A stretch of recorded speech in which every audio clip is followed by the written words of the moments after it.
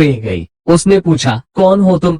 अरमान ने वैसे ही आराम से जवाब दिया, अरमान शेखावत, नारकोटिक्स कंट्रोल ब्यूरो से हूँ, पर कभी कभार तुम जैसों के लिए ये काम भी करना पड़ता है। रागिनी को बहुत बड़ा धक्का लगा। उसकी आंखों से आंसू बहने लगे, पर वो बिना पलक झपकाए अरमान की आंखों में देख रही थी। उसकी सांसें अंदर तक उसे कचोट रही थी, जैसे उसने जिससे प्यार किया वो कभी उससे प्यार करता ही नहीं था।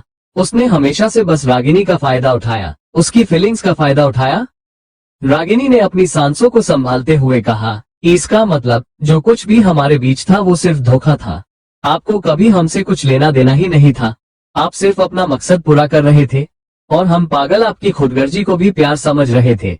अरमान वैसे तो जानता था कि रागिनी गलत है और गलत के साथ गलत ही होता है, पर फिर भी उसे भी तकलीफ हो रही थी कि उसने किसी का दिल दुखाया है। वो कुछ बोलने को हुआ कि रागिनी ने उसे हाथ के इशारे से रोक दिया और आगे बढ़ते हुए कहने लगी, मालूम जो होता हमें अंजाम ए मोहब्बत, लेते न कभी भूल के हम नाम ए मोहब्बत। देखकर इश्क के उन तस्वीरों को अब आंखों में जलन होती है। जीन से मिलती थी कभी आराम में मोहब्बत अंडरस्कोर मिहिर डेविल। रागिनी जाकर पुलिस वैन में बैठी। उसे देखकर लग रहा था जैसे शरीर हो, सिर्फ जान तो थी ही नहीं। उसने जिससे इतना प्यार किया, इतने कम दिनों में वो जिस शख्स को अपना मानने लगी, उसी ने उसकी दुनिया बिखेर दी। अब तो उसे सजा का भी गम ही था। उसे तो अब ये सब बोझ लग रहा था। उमापति को भी वहां से ले जाया गया। अरमान खड़ा अब भी रागिनी को देख रहा था और वो धीरे धीरे उससे बहुत दूर चली जा रही थी। अरमान को अचानक अपने कंधे पर हाथ महसूस हुआ। उसने पलटकर देखा तो ये माही थी। अरमान ने माही को कसके गले लगाते हुए कहा, क्या सच में मैंने रागिनी के साथ गलत किया है? माही ने उसके पीठ पर प्यार से हाथ फेरते हुए कहा, गलत सही का तो नहीं पता, पर आपने एक बुरे दिल को तोड़कर कई अच्छे दिलों की मदद की है। पर दिल तो दिल ही होता है ना, चाहे अच्छा हो या बुरा, दर्द तो होगा ही। माही इससे आगे कुछ कहती इससे पहले ही आर्यन ने भी आरक पीछे से उन दोनों को हक करते हुए कहा, और तू ये सोच कि अगर तू इस एक दिल को नहीं तोड़ता तो उन सैकड़ों दिलों को सुकून कैसे मिलता। माही दोनों से अलग हुई और अरमान और आर्यन भी। अरमान ने फीकी सी स्माइल के साथ हाँ में सिर हिलाया तो आर्यन ने अंगड़ाई लेते हुए कहा, चलो भाई, अब सारे सियापे खत्म। अब आराम से भूमि की डिलीवरी में अपने बीवी बच्चों के पास रहूंगा। इतने में आरव भी आ गया। फिर सब साथ घर लौट आए। घर आकर अरमान और आर्यन ने फैसला किया कि वो दोनों कल ही मुंबई के लिए निकल जाएंगे। तो आरव ने भी साथ चलने को कहा। वो भी चाहता था कि कांची की डिलीवरी सबके बीच, परिवार के बीच हो। आहान भी मुंबई जाने वाला था। तो अब बची सिर्फ संजना, जो सबकी बातें चुपचाप सुन रही थी, पर सब उसका हाले दिल जानते थे। तो माही ने उसे परेशान करने के लिए कहा, संजना, आहान मेरे भाई जैसा ही है और मैं मुंबई जाने से पहले उसके लिए एक अच्छी सी प्यारी सी लड़की देखना चाहती हूँ। तुम जानती हो किसी को? अब बेचारी संजना क्या ही कहती, सो चुप ही रही। तो माही ने उसके पास आकर उसकी ठुड्डी को छूते हुए कहा, अरे ये लड़की कैसी रहेगी आहान? उसकी बात सुन संजना ने हैरानी से माही को देखा और बाकी सारे हंस दिए। ऐसे ही खुशी के साथ सब अगले दिन मुंबई के लिए निकले, जहां सब खुशी से इन सब के इंतजार में थे और शाम तक सब फ्लाइट से मुंबई पहुंच भी गए। सब एक साथ थे। आर्यन और माही ने सबसे आहा और संजना को मिलवाया। करण, शिवी, सौम्या, विराट, आरव, दिया, अभय, सांची और सारे बच्चे उनसे खुश होकर मिले। भूमि भी वही थी। उसका 6 महीना था तो टमी भी काफी बाहर थी, पर अब सब खुश थे, सब साथ थे। और इसी खुशी के बीच अभय ने सबको एक और खुशी दी, वो ये कि वंश और शिवाय भी लंदन से वापस आ रहे हैं। पर सब ये सुनकर हुए कि दोनों ने वहीं पर शादी भी कर ली थी। पहले दोनों पने गए, फिर वही अपना बिजनेस शुरू किया और अब शादी भी। और ये बात होने के बाद सबने फैसला लिया कि अब आखिरी शादी वो खुद ही करवा देते हैं, यानी आहान और संजना की। और दोनों की शादी शेखावत मेंशन से ही होगी। सब इसे बहुत खुश थे। ऊपर से निहाल भी अपनी स्कूल की छुट्टियों में वापस घर आ रहा था, तो डबल खुशी थी। 3 महीने बाद आज एक लोचा हो गया था। आज ही आहान और संजना की शादी हुई, अभी आधे घंटे पहले, यानी 5 बजे। और अब सब हॉस्पिटल में थे, क्योंकि कांची और भूमि दोनों को ही लेबर पेन शुरू हो चुका था। दोनों लेबर रूम में थी और घर वाले बाहर उनका इंतजार कर रहे थे। और इतने में एक नर्स ने बाहर आकर कहा, मिसेज कांची के हस्बैंड कौन है? आरव ने एकदम से आगे आते हुए कहा, जी मैं हूँ। नर्स ने खुश होते हुए कहा, मुबारक हो, बेटी हुई है। सब खुशी से झूम उठे। सबने आरव को गले लगाया और मुबारकबाद दी। और कुछ देर बाद दूसरे रूम से नर्स ने बाहर आते हुए कहा, मुबारक हो, बेटा हुआ है। ये सुनते ही आर्यन के मुंह से एक ही शब्द निकला, अविनाश। सबने उसे भी गले लगाकर मुबारकबाद दी आज सच में उनका परिवार एकदम पूरा हो चुका था। और पास खड़े अभय और सांची उन सबको खुश देख मन से खुश थे। अभय ने उन सब की तरफ देखते हुए धीमी आवाज में कहा, पराक्रम एक ऑर्फनेज बन चुका है। माही, करण और विराट भाई बहन है। सारा तुम्हारी बहन थी। ये सारी बातें हमारे अलावा इन बच्चों को जानने की जरूरत है। सांची ने प्यार से अभय के आम को पकड़ते हुए कहा, नहीं, फिक का नाम प्यार है दिदार ए मोहब्बत प्यार है। उसके लिए जिए उसी के साथ मर जाए यही तो प्यार है। दिल CH-220 111 साल बाद मुंबई एयरपोर्ट। यहाँ आरुमी अपने पापा आर्यन के साथ खड़ी थी। वो उसे कुछ समझा रहे थे और आर्यन ने आरुमी को समझाते हुए कहा, देखो आरू, अब तुम मसूरी जाओगी, अपनी पढ़ाई करोगी, निहाल के साथ रहकर बिजनेस भी सीखोगी और फिर हमारा बिजनेस संभालोगी भी, है ना? तो वहाँ जाकर पूरी मेहनत करना, अच्छे से पढ़ना और अपना ख्याल रखना। और हाँ, निहाल को तुम कहना छोड़ दो, अब वो बड़ा है तुमसे, इज्जत से बात किया करो बेटा। आरुमी ने हाँ में सिर हिलाया और आर्यन को गले लगा लिया। आर्यन ने भी उसे के माथे को चुमा। फ्लाइट का टाइम हो चुका था। आरुमी ने आर्यन को बाय कहा और वहाँ से चली गई। उसके जाने के बाद आर्यन खुद से ही दुखी होकर कहता है, माफ करना मेरी बच्ची, पर तुम्हारा निहाल के पास रहना ही सेफ है। वो इतना बोल वहाँ से चला गया। और यहाँ फ्लाइट में आरुमी सोच रही थी, मिस्टर निहाल शेखावत, अगर 2 दिन में तुमने मुझे मुंबई वापस नहीं भेजा तो मेरा नाम भी आरुमी शेखावत नहीं। इतना परेशान करोगी कि खुद ब खुद मुझे मुंबई वापस भेजोगे। उसके चेहरे पर एक डेविल स्माइल थी। ये है आरुमी शेखावत, शेखावत खानदान की सबसे बड़ी बेटी और सबकी लाडली। उम्र 18, दिखने में बहुत खूबसूरत, पर जितनी वो खूबसूरत है उतनी ही गुस्से की तेज और शरारती भी है, और उतनी ही क्यूट भी। उसके बाल कली है, गहरी काली आंखें, दूध जैसा गोरा रंग और 5'2" हाइट। वो अपने में खुश रहने वाली लड़की है। उसकी दुनिया उसके सपने और उसके अपने हैं। बाकियों से उसे कोई मतलब नहीं है। पर उसे अपने परिवार से बस एक शिकायत है, और वो ये कि उसके घर में उससे भी ज्यादा अहमियत निहाल को दी जाती है। और यही एक वजह है कि आरुमी को निहाल पसंद नहीं है। वो अपने पापा के दबाव में आकर निहाल के पास जा तो रही है, पर उसने ये सोच रखा है कि वो वहाँ ज्यादा दिन नहीं रुकने वाली। यहाँ आरुमी ये प्लेन बनाए बैठी है कि वो मसूरी में नहीं रुकने वाली, तो वही वहाँ मसूरी में कुछ और ही चल रहा था। मसूरी, ये एक आलीशान घर था। वो घर बहुत बड़ा था। इसका ज्यादातर हिस्सा कांच का था, जिससे ये घर और ज्यादा खूबसूरत लग रहा था। और इसी घर के एक कोने, मतलब जिसमें एक शख्स पंचिंग बैग पर अपना सारा गुस्सा निकाल रहा हो, जैसे उस पंचिंग बैग की हालत बता रही थी कि अब तो जाने दो मुझे, पर वो शख्स नहीं रुक रहा था। वो एक के बाद एक बस उस पंचिंग बैग पर मुक्के बरसाए जा रहा था। उसका पूरा शरीर पसीने से लथपथ था, जिसमें वो और ज्यादा हॉट और अट्रैक्टिव लग रहा था। उसने सिर्फ लोअर पहना था और उसकी वो muscular body, 6 pack abs, triceps, biceps, कोई भी लड़की उस पर फिदा हो जाए। ये तो फिर भी सिर्फ बॉडी की बात थी। वो दिखने में भी बहुत हैंडसम था। वो ब्राउन आइज, पतले होंठ, हल्की बियर्ड, वो और एक लड़की के लिए सपनों के राजकुमार जैसा था। पर इस वक्त वो राजकुमार शायद बहुत गुस्से में था और वो रुकने का मान नहीं ले रहा था। जिम के गेट पर खड़े 2 लोग उसे बस ऐसे देख रहे थे और उन्हें भी डर लग रहा था कि कहीं वो अंदर गए और निहाल उन्हें ही ना पीट दे। हाँ, ये था निहाल शेखावत, इंडिया का मोस्ट एलिजिबल बैचलर और बिजनेस टाइकून, इंडिया की सबसे बड़ी इवेंट मैनेजमेंट कंपनी का RR इंडस्ट्रीज का मालिक। निहाल की उम्र अभी 25 साल थी और उसका इतनी कम उम्र में इस मुकाम पर होना ये सबको हैरान कर देता था। पर फिलहाल वो इतने गुस्से में क्यों था ये किसी को पता नहीं था और आखिरकार वो रुक गया। पर तब जब उसका फोन बता, उसने बॉक्सिंग ग्लव्स को अपने हाथों से निकाला और एक गहरी सांस लेकर खुद को शांत किया और फोन उठाकर कहा, जी चाचू बोलिए। सामने आर्यन था। उसने कहा, बेटे आरुमी की फ्लाइट टेक ऑफ कर चुकी है, उसे ध्यान से एयरपोर्ट से ले आना। निहाल ने ये सुनते ही अपनी आंखें बंद कर ली और बस हम कहा तो आर्यन ने कहा, निहाल तुम्हारे भरोसे उसे भेज रहा हूँ, ख्याल रखना उसका, और जिद्दी बहुत है, तो अगर ना माने ना तो डांट कर अपनी बात मनवाना। निहाल ने उनकी बात सुनकर कहा, चाचू ये बात तो आप अपनी बेटी को बताए तो ज्यादा अच्छा रहेगा। मुझे तो वैसे भी वो अपना दुश्मन मानती है, पता नहीं क्यों। उसकी बात सुन आर्यन ने हल्का हंसकर कहा, वो ऐस बड़ी ही है, तुम जानते हो उसे, ख्याल रखना उसका। निहाल ने भी अब वैसे ही कहा, आप बेफिक्र रहिए, मैं हूँ यहाँ। उसके साथ आर्यन ने हम कहा और फोन कट कर दिया। और अब निहाल के चेहरे पर फिर से वो सख्त भाव तैर गए। उसने खुद से ही मन में कहा, क्यों फिर से वही सब हो रहा है। इतनी मुश्किल से खुद को अलग किया है मैंने सबसे, उससे, फिर क्यों वो फिर से मेरी लाइफ में आ रही है, क्यों? निहाल ने गुस्से में अपना फोन वहीं फेंका और वहां से अपने रूम में चला गया और बाथरूम में जाकर शावर ऑन किया। उसके ऊपर वो ठंडा पानी गिरने लगा और वो आंखें बंद किए खड़ा हो गया। उसे धुंधला धुंधला सा याद आ रहा था।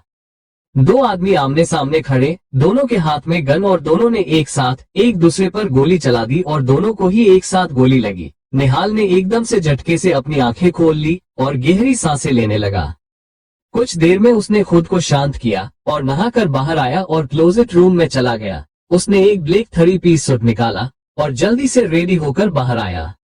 वो नीचे आया, डाइनिंग टेबल पर ब्रेकफास्ट रेडी था, पर वो बिना ब्रेकफास्ट किए ही बाहर निकलते हुए कहता है, आरुमी के लिए कमरा रेडी करवाओ, वो आज आ रही है और ध्यान रहे कोई कमी नहीं रहनी चाहिए। उसे जिस भी चीज की जरूरत हो वो सब होना चाहिए। वहाँ खड़े सारे नौकरों ने हाँ में सिर हिलाया और निहाल बाहर निकल गया। बाहर कई सारी अलग अलग गाड़ियां खड़ी थी। निहाल जाकर बल्कि मर्सिडीज में बैठा और आगे ड्राइवर ने बिना कुछ बोले या पूछा गाड़ी स्टार्ट कर। मसूरी आरुमी की फ्लाइट लैंड कर चुकी थी और एयरपोर्ट के बाहर वो निहाल का वेट कर रही थी कि दो लोग उसके पास आए और दोनों में से एक ने कहा, आरुमी शेखावत। आरुमी को वो लोग सही नहीं लगे, पर फिर भी उसने हाँ में सिर हिलाया तो उस आदमी ने कहा, जी मेरा नाम तथ्य है और ये श्लोक, हम दोनों को निहाल सर ने भेजा है आपको लेने, उन्हें कुछ काम था तो। वो आगे बोलता इससे पहले ही आरुमी ने कहा, रुकिए, देखिए, उन्होंने मुझसे कहा था कि वो खुद मुझे लेने आएंगे। अगर वो नहीं आए तो कोई बात नहीं, अभी ही मुंबई की फ्लाइट है वापस, मैं चली जाती हूँ, उसने ये कहा और जैसे ही पीछे मुड़ने को हुई कि एक आवाज उसके कान में पड़ी, बहुत जिद्दी हो, आज भी वैसी ही है। आरुमी ने जज से पीछे देखा तो ये निहाल था और वो बस उसे देखती ही रह गई। पिछले 12 सालों से वो बस निहाल को फोटोज में ही देखती आई थी और आज उसे ऐसे सामने देख वो पल के झपकाना ही भूल गई। पर निहाल वो अब भी अपने उस एरोगेंट लुक में ही था। उसने आरुमी को ऊपर से नीचे तक देखते हुए कहा, अभी भी बच्ची ही हो, बिल्कुल नहीं बदली, कुछ भी नहीं। और जैसे ही आरुमी ने निहाल के मुंह से अपने लिए बच्ची सुना उसे बहुत गुस्सा आया, पर उसने अपना गुस्सा कंट्रोल करते हुए और एक झूठी मुस्कान के साथ कहा, पर आप तो बहुत बदल गए हैं अंकल। निहाल ने उसे आंखें छोटी करके देखा और कहा, अंकल। आरुमी ने एक विकेट स्माइल दी और कहा, जी आप मुझसे बड़े हैं, आपको इज्जत देना मेरा फर्ज है और अंकल सबसे बड़ी इज्जत है। अब उसके ऊपर तो दादाजी है, वो तो बोल नहीं सकती ना अंकल। उसकी बात सुन निहाल ने अपनी आंखों पर ब्लैक शेड्स चढ़ा लिए और तथ्य से कहा, सामान ले आओ इनका। वो आगे बढ़ गया और तथ्य और श्लोक ने आरुमी का सामान लिए और उसके पीछे जाने लगे। जब आरुमी ने सबको ऐसे जाते देखा तो वो भी निहाल के पीछे भाग कर आई। वो उसके साथ चलने की कोशिश कर रही थी, जबकि निहाल सिर्फ चल रहा था। तब थी उसका साथ करने के लिए आरुमी को भागना पड़ रहा था। निहाल जाकर अपनी गाड़ी में बैठा और आरुमी भी दूसरी तरफ से आकर उसके पास बैठी। तथ्य आकर श्लोक आकर ड्राइविंग सीट पर बैठा और तथ्य उसके पास। निहाल ने उसे चलने का इशारा किया तो श्लोक ने गाड़ी स्टार्ट कर दी। गाड़ी अपनी स्पीड में चल रही थी, पर अंदर एक अलग ही खामोशी थी और निहाल ने वो खामोशी तोड़ते हुए उसे एक फाइल दी और कहा, तुम्हारा एडमिशन मसूरी के सबसे बड़े कॉलेज द विंस काल्पनिक है में हो चुका है। सारी फॉर्मेलिटीज पूरी हो चुकी है, तुम जब भी जाना चाहो शुरू कर सकती हो। आरुमी ने बिना उसे कुछ कहे वो फाइल हाथों में ली और उसे पढ़ने लगी और जब तक वो लोग घर पहुंचे आरुमी उस फाइल को पढ़ते पढ़ते ही सो चुकी थी। ये देख निहाल ने उसे गोद में उठाया और उसे ले जाकर कमरे में बेड पर लेटा दिया। उसका सारा सामान उसके कमरे में पहुंचा दिया गया था। निहाल ने वहां की एक केयरटेकर जिनकी उम्र करीब 60-65 साल होगी, उनसे कहा, मिली के आंटी, मुझे काम है, शायद शाम तक लौट कर आओ। आप आरुमी का ख्याल रखिएगा, उसे किसी चीज की कमी ना हो, ये मैं आप पर छोड़ता हूँ। मिली के आंटी ने हाँ में सिर हिलाया और निहाल वहां से तथ्य और श्लोक के साथ वापस चला गया अपने ऑफिस। पूरा दिन ऐसे ही बीत गया और जब आरुमी की आंखों खुली उसने देखा वो एक कमरे में थी और हीटर भी चल रहा था। उसे ये कमरा बहुत प्यारा लगा। वो बेड से उठी और घूम घूम कर कमरे को देखने लगी और अचानक उसकी नजर खिड़की से बाहर गई। स्नोफॉल हो रही थी। ये देख आरुमी के चेहरे पर और बड़ी स्माइल आ गई। वो भागकर नीचे आए और सीधा बाहर चली गई और स्नोफॉल को अपने ऊपर महसूस कर खुश होने लगी, उनसे खेलने लगी। और इतने में उसे एक कुत्ते के भौंकने की आवाज आने लगी। उसे समझ नहीं आया। उसने इधर उधर देखा तो एक सफेद और बड़ा सा कुत्ता जिसकी आंखें आसमानी थी और वो आकार में बहुत बड़ा था, वो आरुमी की तरफ ही भागा आ रहा था। उसे देख आरुमी के मुंह से एकाएक निकला, हस्की। वो एकदम से डर गई और भागने के लिए जैसे ही पीछे पलटी की किसी से टकरा गई। वो गिरने को हुई कि उस शख्स ने उसे संभाल लिया और वो कोई और नहीं निहाल था। उसने आरुमी को उसकी कमर से पकड़ रखा था। निहाल की हाइट 6 थी जबकि आरुमी की सिर्फ 5, इसलिए उसे अपना सिर उठाकर निहाल को देखना पड़ रहा था। दोनों की नजर बस एक दूसरे की आंखों में थी और हस्की के भौंकने की आवाज सुन दोनों होश में आए, पर अगले ही पल आरुमी फिर से निहाल के गले लग गई। उसने डर के मारे अपनी आंखें भींच ली और कहा, अपने हस्की को दूर रखो मुझसे, भगाओ इसे यहाँ से। उसकी बात सुन निहाल के चेहरे पर एक छोटी सी स्माइल आ गई। उसने हस्की की तरफ देखा और अपने हाथ के इशारे से उसे रोका तो वो तुरंत रुक गया और वहीं बैठ गया। ये पल सच में बहुत खूबसूरत था। स्नोफॉल गिर रही थी, आरुमी निहाल के गले लगी हुई थी और पास में हस्की किसी शेर की तरह बैठा हुआ था। जारी है चैप्टर 222। निहाल का बचपना मसूरी। निहाल और आरुमी ऐसे ही एक दूसरे को गले लगाए खड़े थे और मेलिके आंटी ने बाहर आते हुए कहा, आप बाहर क्यों खड़े हैं? स्नोफॉल हो रही है, आपको ठंड लग जाएगी, अंदर चलिए। उसकी बात सुन दोनों होश में आए। आरुमी एकदम से निहाल से अगल हुई। उसने एक नजर निहाल को देखा और अंदर चली गई। मेलिके आंटी ने निहाल को भी अंदर आने को कहा। निहाल ने उसे जाने का इशारा किया तो वो चली गई। और अब निहाल ने हस्की के पास जाकर प्यार से उसकी गर्दन पर हाथ फेरते हुए कहा, थैंक यू माय बॉय, पर अब तेरे बच्चे हैं तो शैतानी जरा कम किया कर। निहाल हल्का सा हंसा और हस्की को लेकर अंदर आ गया। मेलिके ने रात का खाना लग दिया था, उसने दोनों को खाने के लिए बुलाया। निहाल अपने साथ हस्की को लेकर आया और घर की एक साइड बने कमरे में चला गया। उस कमरे में 3 और कुत्ते थे, मतलब एक फीमेल डॉग थी और 2 छोटे पप्पी थे। उसे देखते ही तीनों भागकर उसके पास आए। निहाल ने उस फीमेल डॉग के सिर पर हाथ फेरते हुए कहा, सोलारा, कैसा गया आज का दिन? वो डॉग भी जैसे उसकी बात समझ गई हो, वो खुशी से उसे अपना हाथ पैर देने लगी। और फिर निहाल ने उन दोनों पप्पीज को अपनी गोद में लेते हुए कहा, और आप दोनों गुड एंड लक, कैसे हो छोटे बच्चों? और वो दोनों निहाल को ही लिक करने की कोशिश कर रहे थे। निहाल ने उन्हें अपनी गोद से नीचे उतारा, सबको खाना रखा और कमरे का दरवाजा बंद कर बाहर चला आया। वो सीधा अपने कमरे में गया, फ्रेश हुआ, कपड़े चेंज किए और नीचे आ ही रहा था कि उसका फोन बजा। उसने देखा तो कॉलर आईडी पर पापा लिखा था। निहाल ने तुरंत कॉल रिसीव किया। सामने से अरमान यानी कि निहाल के पापा ने कहा, निहाल कैसे हो बेटा, खाना खाया आपने? निहाल ने कमरे से बाहर निकलते हुए कहा, बस जा ही रहा हूँ पापा। अरमान ने फिर पूछा, अच्छा और आरुमी कहाँ है? निहाल ने सीढ़ियों से नीचे जाते हुए कहा, वो आगे कुछ बोलता इससे पहले ही उसका पैर फिसला, पर वो गिरा नहीं। अरमान ने एकदम से कहा, निहाल ठीक हो ना? ध्यान कहाँ रहता है तुम्हारा? कितनी बार कहा है सीढ़ियों से उतरते वक्त ध्यान रखा करो, पर नहीं, हर बार बस गिरना है।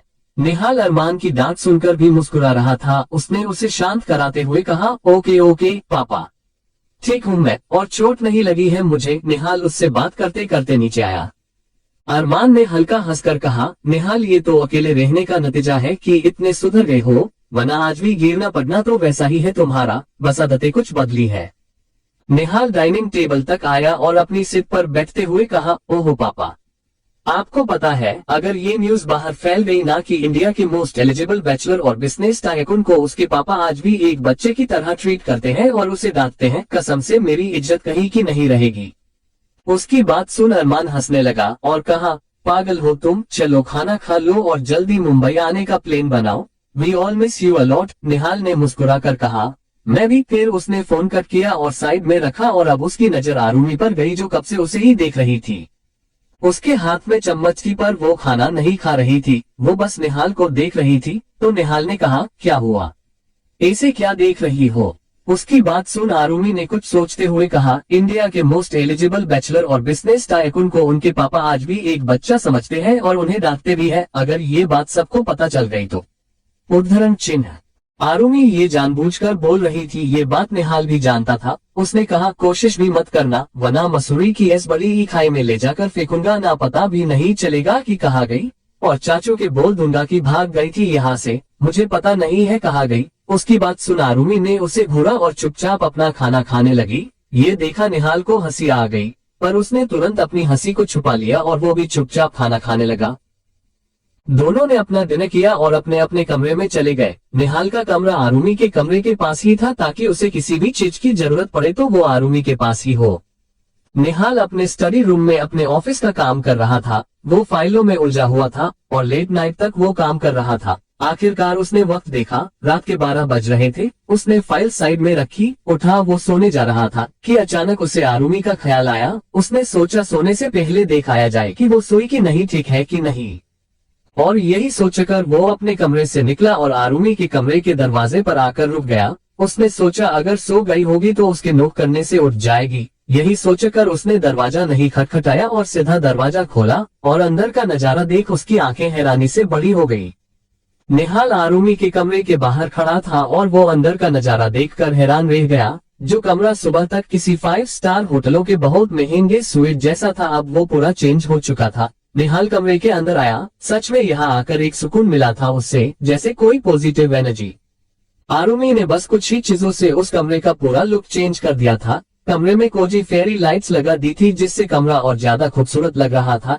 एक कोने में उन्हीं फेरी लाइट्स के बीच कई फोटोज टांगी हुई थी जिसमें पूरे परिवार वाले शामिल थे।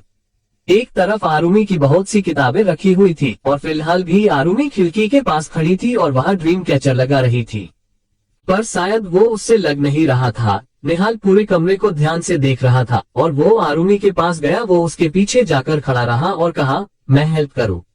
आरुमी इसे अचानक आवाज सुन डर गई और एकदम से पलटकर देखा, पर उसे अपने एकदम सामने देख और घबरा गई और गिरने को हुई कि निहाल ने उसे संभाल लिया। आरुमी ने उसे देखा, वो सच में घबरा गई थी और उसे अब निहाल पर गुस्सा भी आ रहा था। वो निहाल से अलग हुई और गुस्से में निहाल से कहा, ये क्या हरकत थी?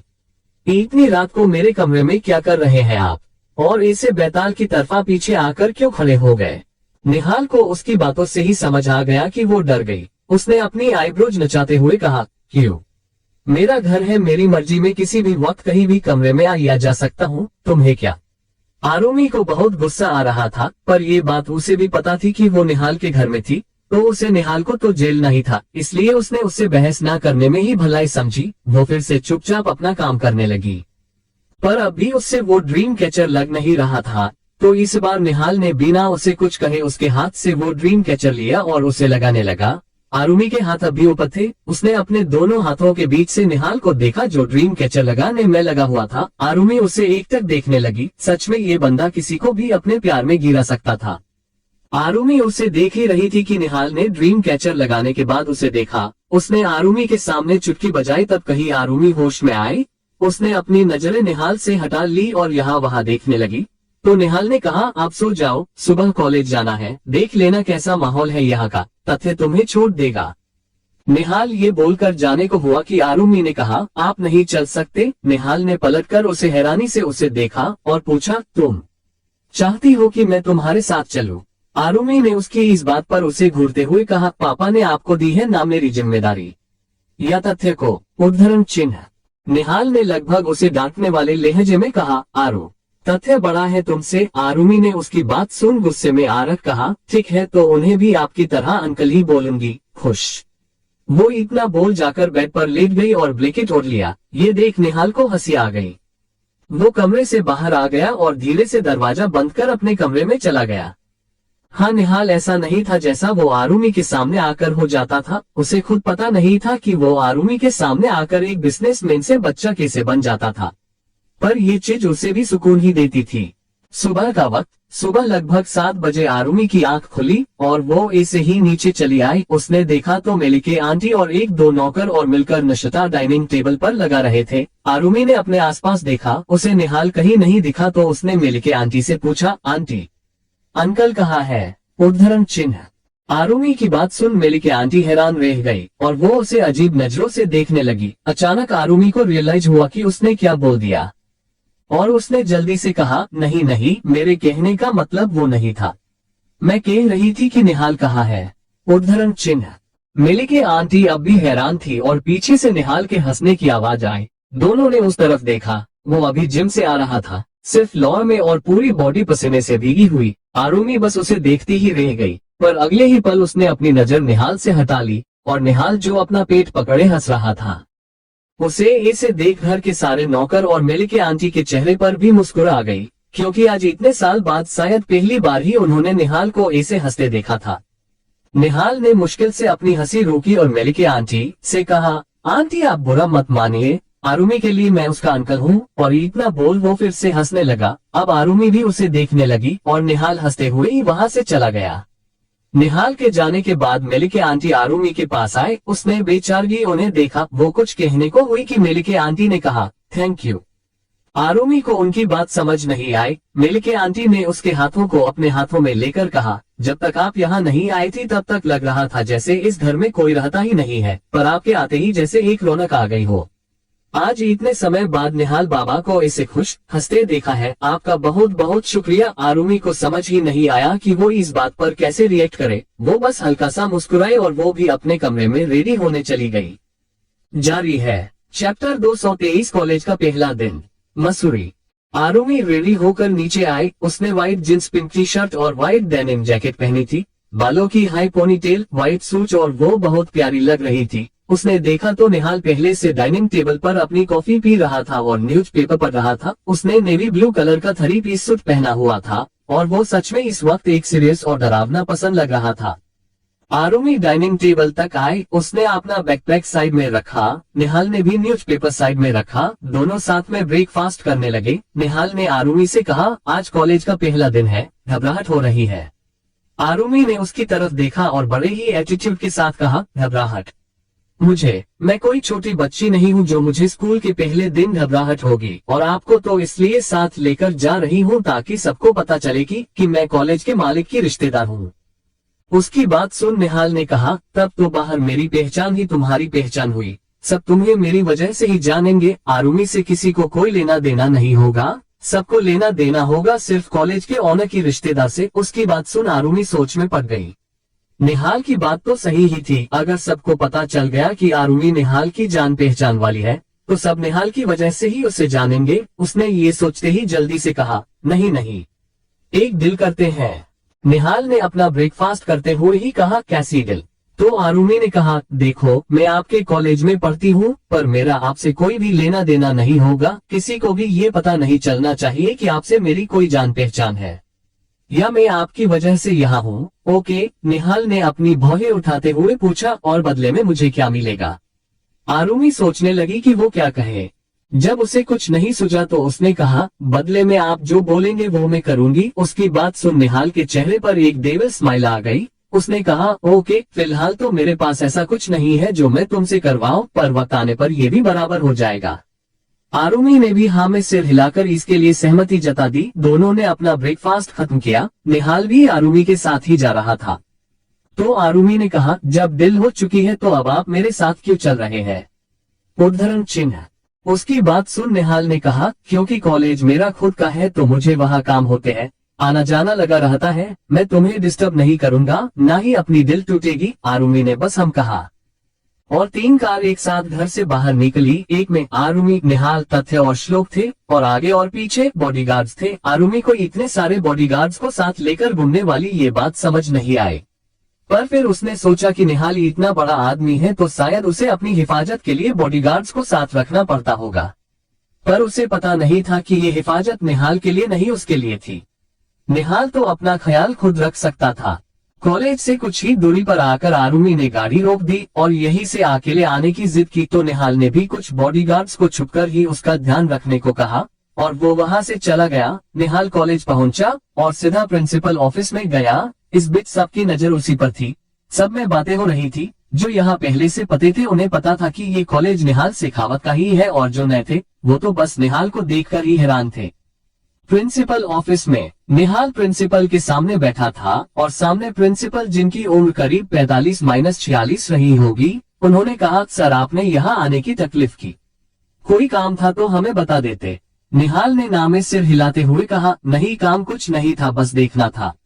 कैसे है कॉलेज के हालचाल? प्रिंसिपल निर्मल सहाय ने कहा, जी जी बिल्कुल, ये तो आपका हक और फर्ज दोनों है।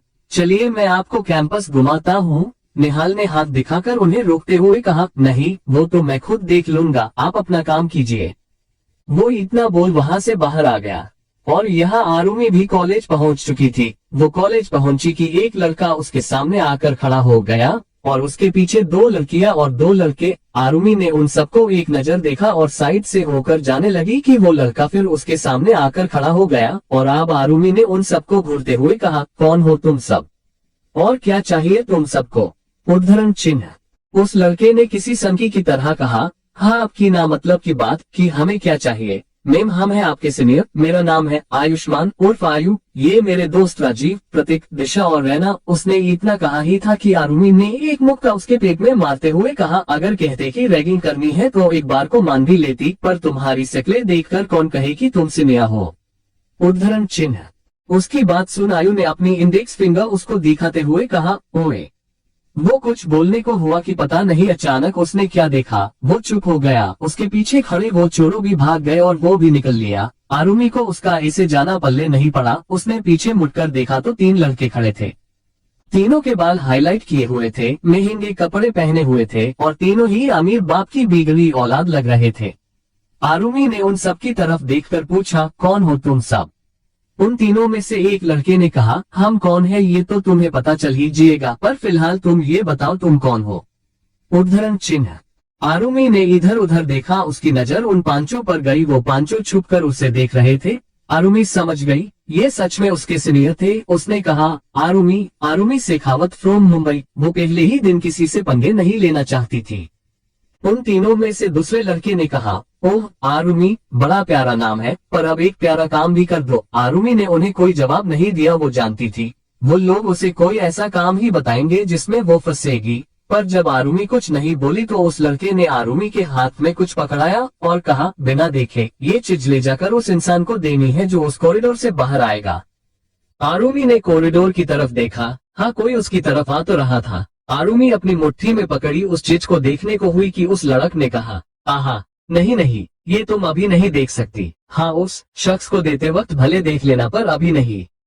आरुमी ने ये सुना तो उसे और ज्यादा टेंशन होने लगी। वो जानती थी कि कुछ गड़बड़ जरूर है, पर जब उसने सामने कॉरिडोर से निहाल को बाहर आते देखा तो उसका डर कम हो गया।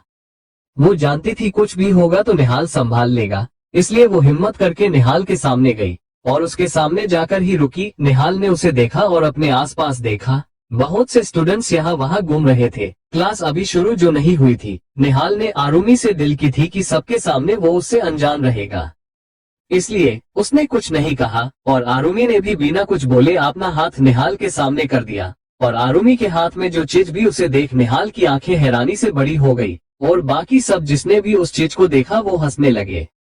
आरुमी ने जब सबके हंसने की आवाज सुनी तो उसने भी अपने हाथ की तरफ देखा। उसके हाथ में कॉन्डोम प्रोटेक्शन था। आरुमी की आंखें भी हैरानी से बड़ी हो गई। उसने एकदम से अपना हाथ झटक दिया। जारी है चैप्टर 224 रैगिंग मसूरी। निहाल की नजरें हैरानी से आरुमी को देख रही थी, पर आरुमी को ये एहसास हो चुका था कि उसने क्या कर दिया है। उसने अपनी नजरें झुका ली और आंखों से अपने आप आंसू बहने लगे। उसे काफी शर्मिंदगी महसूस हो रही थी। हाँ, उसे ये पता था कि कुछ ना कुछ ऐसा होगा ही जिससे वो प्रॉब्लम में फंसेगी, पर वो लोग उसे ये देंगे ये उसे पता नहीं था। और आरुमी की आंखों में आंसू देख निहाल की आंखों में गुस्सा उतर आया। उसने अपनी कठोर स्वर में कहा, किसने किया ये? उसकी इतनी भरावनी और सख्त आवाज सुन सबकी हंसी रुक गई। निहाल ने अपनी जलती आंखों से सबको घूरा। उसने फिर उसी तरह कहा, मैंने पूछा किसे किया ये? कौन लेकर आया इसे? कॉलेज कैंपस में ये सारी चीजें अलाउड नहीं है। ये जानने के बाद भी जरा मैं भी तो मिलूं उस शख्स से जिसने नए नियम बनाए हैं। पर निहाल के सामने बोलने की हिम्मत किसी की नहीं थी। सब चुपचाप ही रहे। निहाल ने सबको घूरते हुए कहा, ओके, मत बताओ, तथ्य सीसीटीवी फुटेज निकालो और देखा कि किसने ये आरुमी को दिया। तथ्य ने हाँ में सिर हिलाया और वहां से चला गया। निहाल अब भी खड़ा सबको देख रहा था और आरुमी की नजरें अब भी झुकी हुई थी। उसे बहुत बुरा लग रहा था आरुमी के लिए, पर वो खुद ही आरुमी के वादे के सामने मजबूर था। पर कुछ ही देर में तथ्य सीसीटीवी फुटेज लेकर वापस आया। उसने वो निहाल को दिखाते हुए कहा, सर ये 3 लड़के सबको परेशान करते हैं और ये जिसने कॉन्डोम दिया था वो अर्पित मल्होत्रा और उसके 2 साथी आदित्य राठी और प्रियांश पटेल। निहाल ने वापस अपनी नजरें घुमाकर सबको देखा। वो तीनों वही खड़े थे, अपना सिर झुकाए। तीनों के पसीने छूट रहे थे। वो भाग जाना चाहते थे यहाँ से, पर भाग भी नहीं सकते थे। निहाल ने अपनी सख्त आवाज में कहा, तीनों प्रिंसिपल ऑफिस में आओ और बाकी सब अपनी अपनी क्लास में जाए। उसका ये बोलना था कि बाकी सब अपनी अपनी क्लास में जाने लगे और इन सब के बीच किसी ने ये बात नोटिस नहीं की कि निहाल ने आरुमी को नाम से पुकारा था। किसी के मन में ये ख्याल नहीं आया कि निहाल को आरुमी का नाम कैसे पता। सब वहां से चले गए। बस आरुमी अब भी वहाँ खड़ी थी और वो तीनों लड़के। निहाल ने तथ्य को इशारा किया तो तथ्य ने उन तीनों से कहा, चलिए आप तीनों प्रिंसिपल ऑफिस में। वो उन्हें अपने साथ ले गया और अब वहाँ सिर्फ निहाल और आरुमी थे। निहाल आरुमी के पास आया। उसने आरुमी का चेहरा अपने हाथों में लिया और उसके आंसू साफ करते हुए कहा, अगर सिर्फ आरुमी शेखावत बनकर रहना है तो अकेले लड़ने की, अपने आप को इन जैसे लोगों से बचाने की आदत डालनी होगी तुम्हें। ये सब तो होगा ही, पर इन सब से लड़ना, इन सब से डील करना सीखना होगा। रोना है? मेरे सामने रो लो, मैं जज नहीं करूंगा, पर अपने आंसू सबके सामने बहाकर ये साबित मत होने दो कि तुम कमजोर हो। उसकी बातें सुन आरुमी ने उसकी आंखों में देखा। निहाल ने हाँ में सिर हिलाया और उससे दूर हुआ तो आरुमी ने भी एक गहरी सांस ली, अपने आंसू पोंछे और हाँ में सिर हिला दिया। निहाल ने अपने हाथ पॉकेट में डालते हुए कहा, अब क्लास में जाओ, नए दोस्त बनाओ, पढ़ाई करो, हर नई चीज सीखो, बस किसी से डरना मत सीखना। हम आरुमी ने सामने हाँ में सिर हिलाकर हम कहा और वो वहाँ से अपनी क्लास की तरफ चली गई। और उसके जाते ही निहाल की आंखों में फिर गुस्सा उतर आया। वो प्रिंसिपल ऑफिस की तरफ बढ़ गया और केबिन में आकर वो सीधा चेयर पर बैठा। अब तक तथ्य प्रिंसिपल निर्मल को सब कुछ बता चुका था, इसलिए उनके भी पसीने छूट रहे थे कि पता नहीं अब निहाल क्या करेगा। निहाल ने उन तीनों की तरफ देखते हुए या कहूँ उन्हें घूरते हुए कहा, अर्पित मल्होत्रा, सन ऑफ राकेश मल्होत्रा, तुम्हारे पापा का पब्लिशिंग हाउस है ना? या पिछले महीने उन्हीं से डील हुई थी ना हमारी? तथ्य तथ्य जो एक तरफ खड़ा था उसने कहा, जी सर, उन्होंने कहा था अगर ये डील हो गई तो इस डील से उन्हें और हमें बहुत मुनाफा होगा, पर अगर नहीं हुई तो वो कंगाल हो जाएंगे। उन्होंने बहुत रिस्क लेकर ये डील की है। निहाल ने फिर से अर्पित की तरफ देखते हुए कहा, क्या हो अगर मैं ये डील तोड़ दूं तो? और तुम दोनों, आदित्य और प्रियांश, तुम दोनों के पापा आरआर कॉर्पोरेशन में काम करते हैं, कैसा हो अगर आज ही उनकी जॉब चली जाए तो?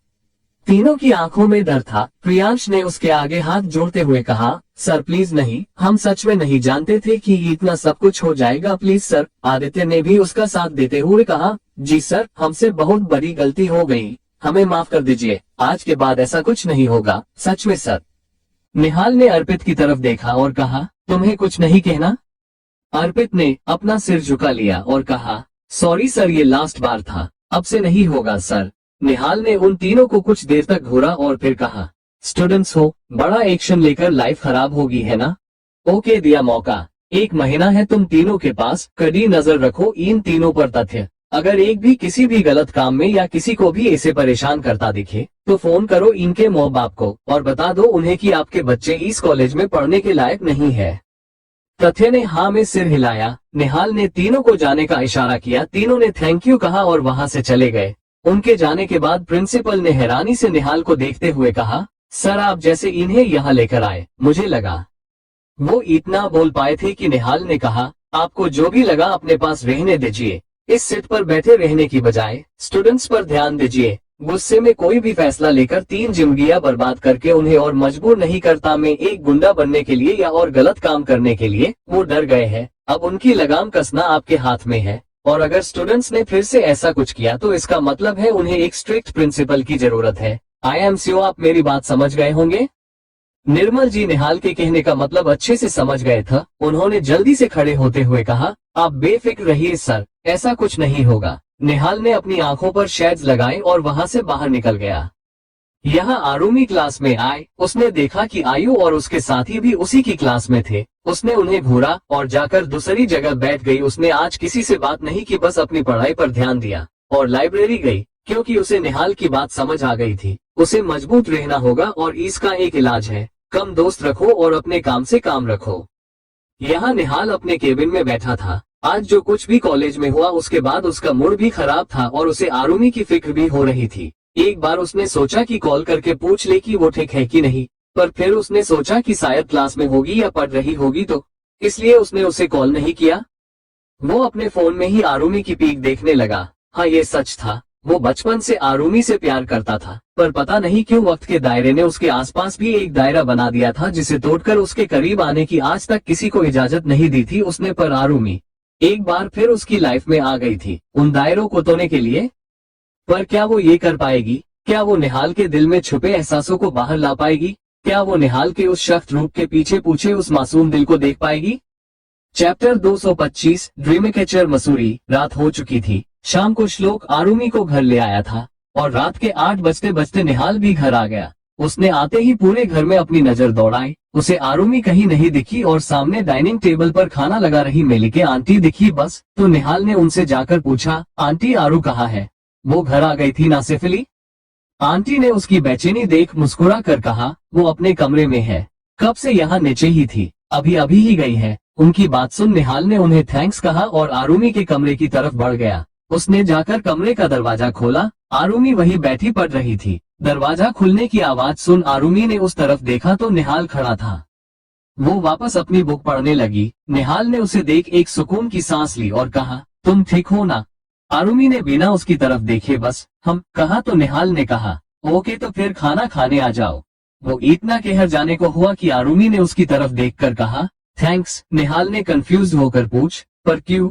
तो आरुमी ने कहा, मुझे मोटिवेट करने के लिए। निहाल ने उसकी बात सुन स्माइल की। उसके पास अभी कुछ नहीं था आरुमी को कहने के लिए। वो वहां से चला गया और जब वो अपने कमरे में आया तो आते ही उसकी नजर सीधा खिड़की पर लगे ड्रीम कैचर पर गई। वो उसके पास आया, उसमें एक चिट लगाई हुई थी। निहाल ने उसे देखा, उस पर लिखा था, अच्छी बातें करते हो तो फेस भी अच्छा रखा करो कि तुम्हें देखकर कोई स्माइल करे, हर बार सडू बन के रहने की जरूरत नहीं है।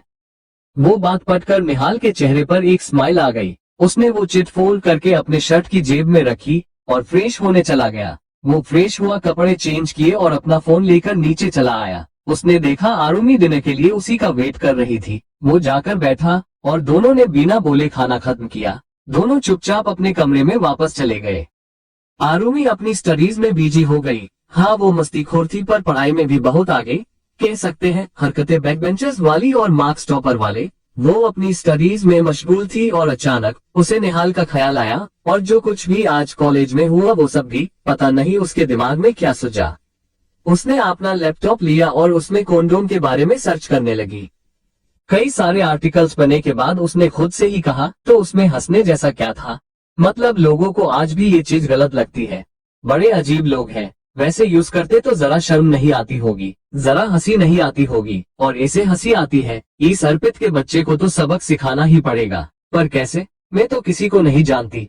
ऊपर से आज जो कुछ भी हुआ उसके बाद ना किसी से बात हुई ना दोस्ती, तो कौन ही हेल्प करेगा?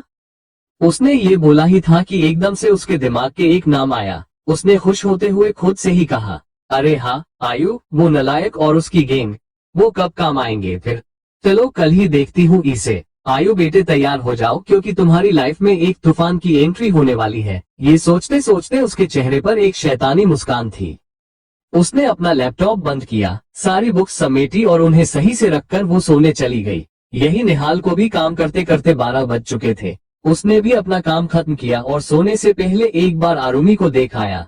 वो सो रही थी तो निहाल बाहर से ही वापस आ गया और वो भी सो गया। सुबह जल्दी आज निहाल की एक इम्पोर्टेंट मीटिंग थी तो उसने श्लोक से कहा कि वो आरुमी को कॉलेज छोड़ दे और खुद तथ्य के साथ चला गया। जब आरुमी रेडी होकर आई तो निहाल वहाँ नहीं था। वो ब्रेकफास्ट करने बैठी। उसने मेलिके आंटी से भी पूछा, अंकल कहाँ है? देख नहीं रहे? तो उन्होंने ने उसे बताया कि निहाल जा चुका है। आरुमी को ये सुन पता भी क्यों, पर थोड़ा बुरा लगा, पर उसने कुछ नहीं कहा। चुपचाप ब्रेकफास्ट किया और कॉलेज के लिए निकल गई। आज फिर श्लोक ने उसे कॉलेज से थोड़ी दूरी पर छोड़ा और आरुमी वहां से पैदल ही चली गई।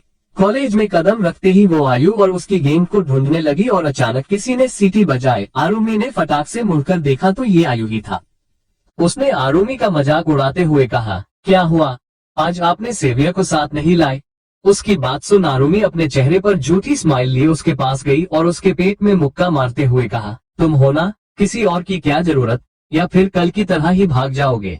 बेचारे आयु ने अपने पेट पर हाथ रख लिया और दर्द से कराहते हुए कहा, अजीब लड़की है, तुम तो मुझे ऐसे मारती हो जैसे मैं तुम्हारा बचपन का दोस्त हूँ। आरुमी ने फिर वैसे ही कहा, हाँ तो हो तुम। आयुष्मान गोस्वामी छोटी सी आरू से भी मार खाते थे और अब बड़ी आरुमी से भी खाओ। उसकी बात सुन आयु उसे अजीब नजरों से देखने लगा और अचानक उसे कुछ याद आया। उसने एकदम से अपनी आंखें बड़ी करके कहा, एक मिनट, तुम आरुमी हो? आरुमी शेखावत, वो आर्यन अंकल की बेटी आरुमी शेखावत? आरुमी ने हंसते हुए कहा, अरे वाह, पहचान लिया।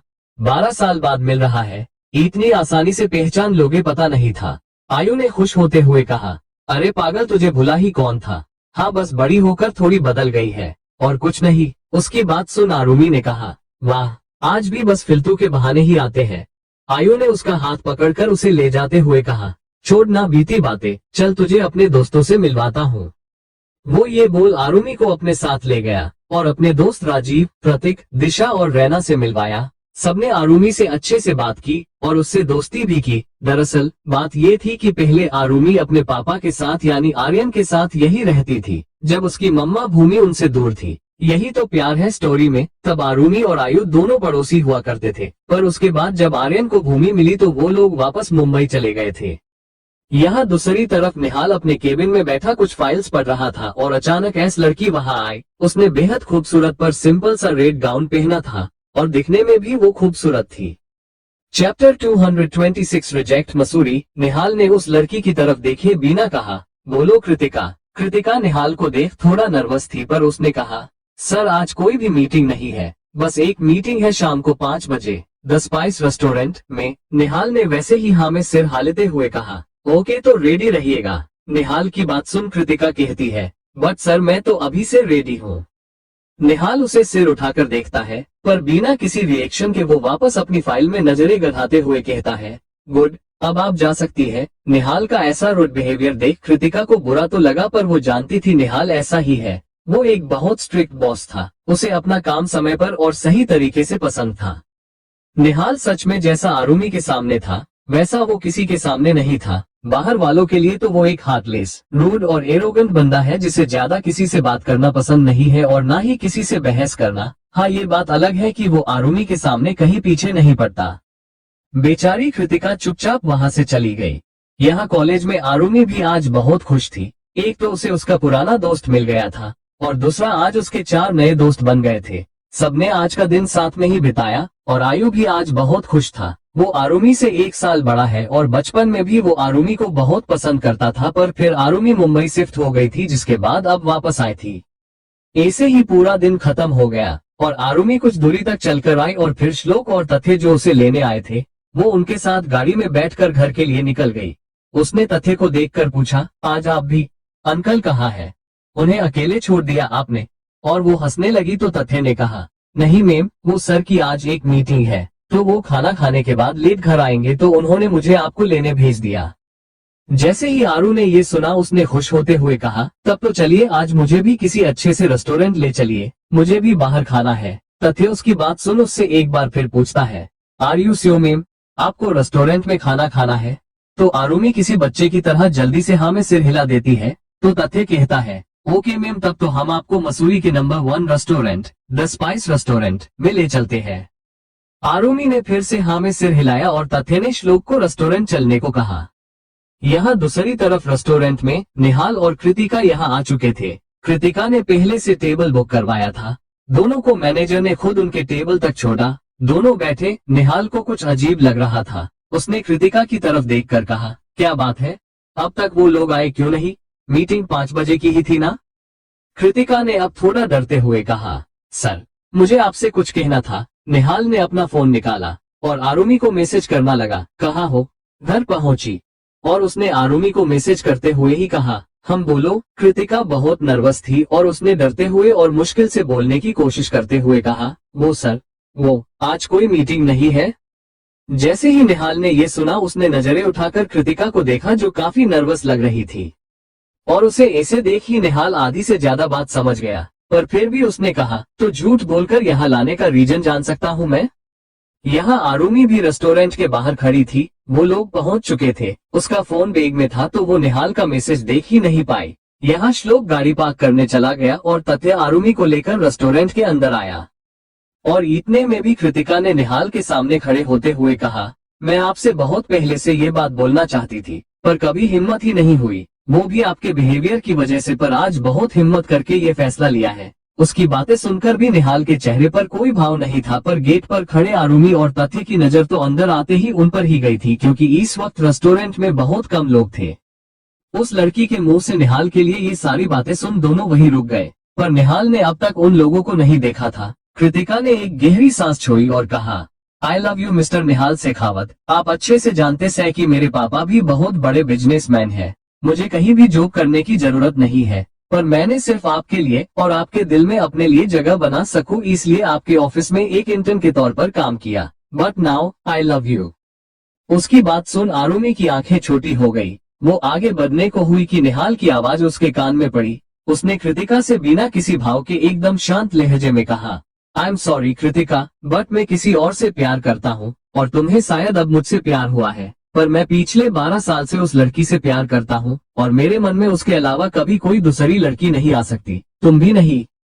वो इतना बोलकर वहां से जाने के लिए जैसे ही मुड़ा कि उसकी नजर सामने खड़े तथ्य और आरुमी पर गई। वो खामोश हो गया और अपनी जगह पर ही रुक गया। कृतिका की आंखों से आंसू बहने लगे। वो कुछ बोलने को हुई कि आरुमी ने दोनों के पास आते हुए कहा, तो ये थी आपकी मीटिंग? वो निहाल से ये बात कह रही थी। उसने अपने दोनों हाथ आपस में बांध रखे थे और सिर ऊपर था। नजरें निहाल की नजरों से टकराई हुई जैसे उसने निहाल की कोई चोरी पकड़ी हो। निहाल ने एक बार अपनी नजरें घुमाकर तथ्य को देखा। बेचारे ने झट से अपनी नजरें झुका ली। निहाल ने आरुमी को देखकर पूछा, तुम यहाँ क्या कर रही हो?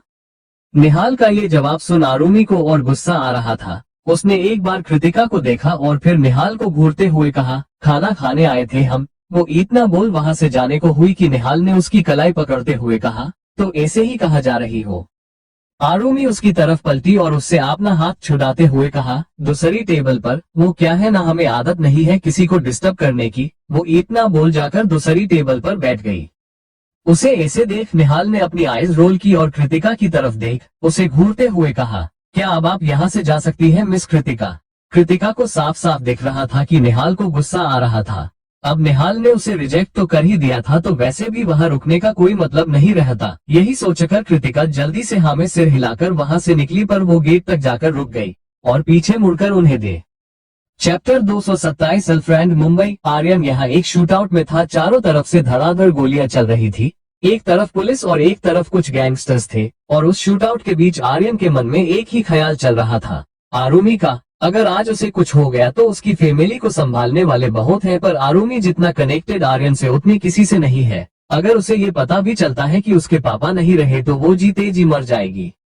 और ऐसे में अचानक एक गोली आकर आर्यन को लगी और वो सीधा जमीन पर। अरमान भी वही था। जैसे ही उसने ये देखा वो भागकर आर्यन की तरफ गया। अब तक सारे गैंगस्टर्स नीचे गिर चुके थे, कुछ घायल थे तो कुछ मर चुके थे और इस शूटआउट में कई पुलिस ऑफिसर्स भी घायल हुए, जिनमें अब आर्यन भी शामिल था। सबको जल्द से जल्द हॉस्पिटल पहुंचाया गया, जहां कई को तो मृत घोषित कर दिया गया और बस 2-3 थे जो बच गए थे, पर उनकी भी हालत खराब ही थी।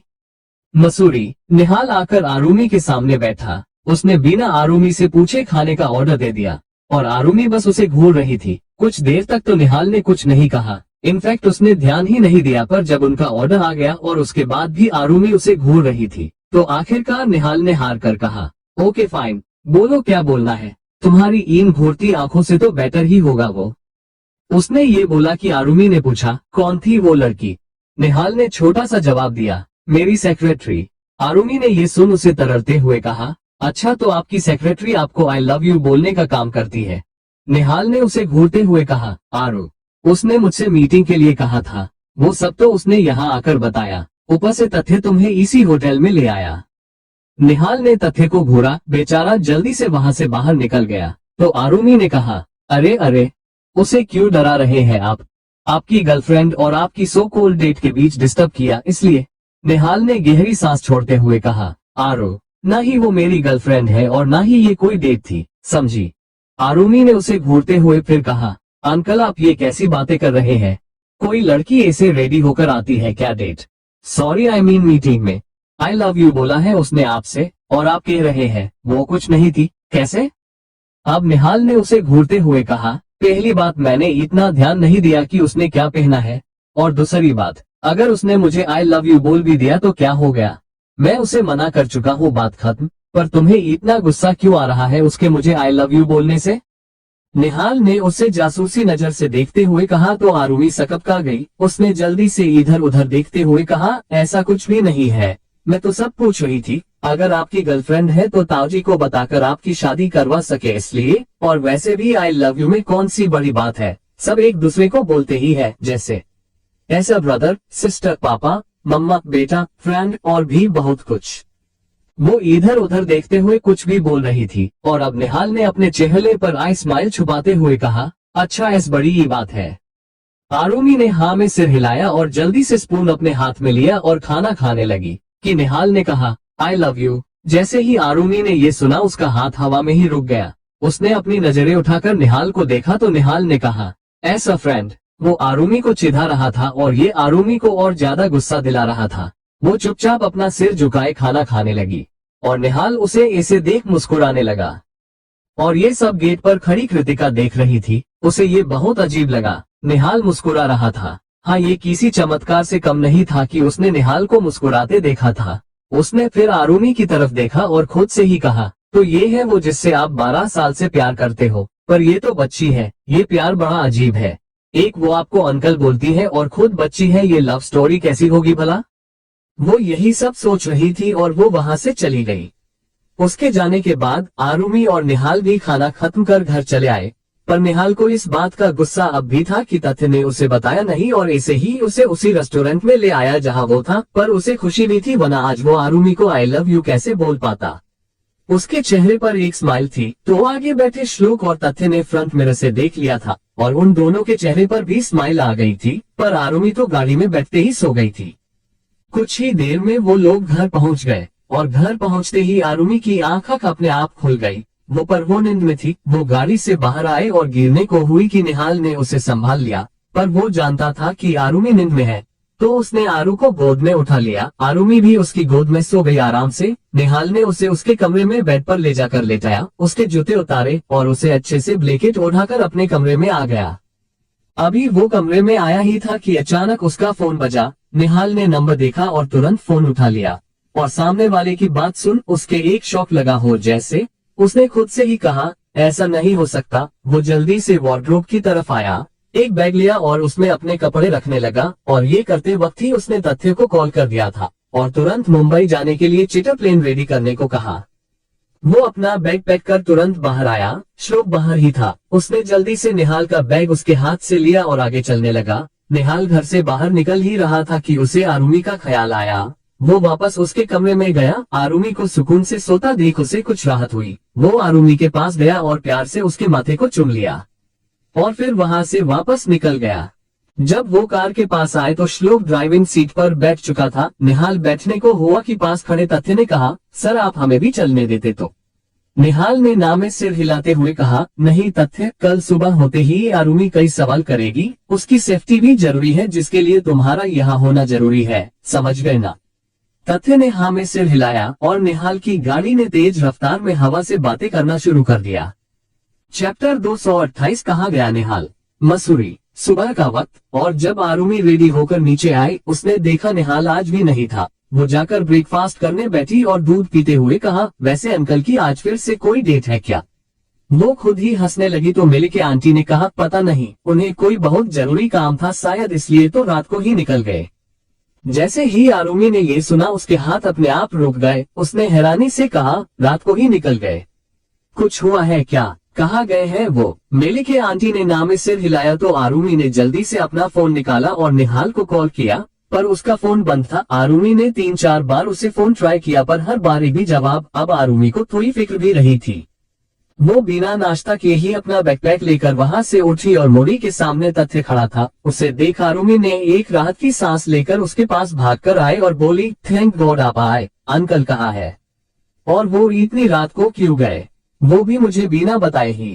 कुछ हुआ है क्या, वो है कहाँ, उनका फोन भी नहीं लग रहा। आरुमी के इतने सारे सवाल एक साथ सुनकर एक पल को तो तथ्य को भी समझ नहीं आया कि वो आरुमी को कहे क्या, पर फिर उसने खुद को शांत करते हुए कहा, वो उनके एक दोस्त का एक्सीडेंट हो गया था तो एकदम जल्दबाजी में ही उन्हें जाना पड़ा, इसलिए किसी को नहीं बताया, पर वो 2 दिन में वापस आ जाएंगे, आप फिक्र मत कीजिए, सब ठीक है। पता नहीं क्यों पर आरुमी को उसकी बातों पर भरोसा नहीं हो रहा था, पर वो तथ्य से कहती भी क्या, इसलिए उसने कोई बहस नहीं की। तथ्य उसे कॉलेज छोड़ उसके आसपास कुछ बॉडीगार्ड्स को उसकी सेफ्टी के लिए वहां छोड़ वहां से कंपनी चला जाता है, पर आरुमी को पता नहीं क्यों चैन नहीं मिल रहा था। उसे कुछ बेचैनी हो रही थी जो उसके खुद के समझ में नहीं आ रही थी। आज उसने ज्यादा किसी से बात भी नहीं की। क्लास में भी उसका ध्यान निहाल की तरफ ही था। उसे तथ्य की बताई बातें न जाने क्यों झूठ लग रही थी। जब क्लास खत्म हुई और वो बाहर आए, उसने फिर से निहाल को कॉल ट्राई किया पर इस बार भी नहीं लगा।